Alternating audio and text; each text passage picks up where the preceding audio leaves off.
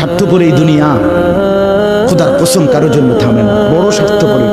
হ্যাঁ, যেদিন বাপের জানাজা পড়ে, যেদিন বাপের লাশ কবরে দাফন করে, সেদিনও বংশধর সন্তান ছেলে মেয়ে ঘন্টাখানিক 2-4 ঘন্টা কাইন্দা কাটটা হইল, রাতের বেলা ঠিকই ভাত খায়।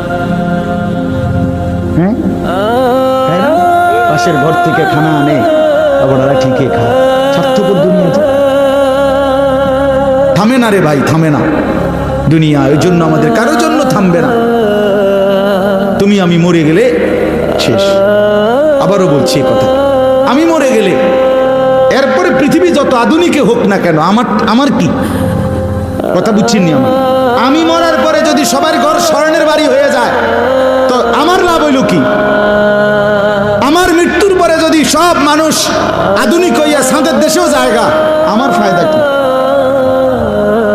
আমি তো না, আমি তো মরে গেলাম। যে কবরে চলে গেল সে কি আর ফিরে আসবে?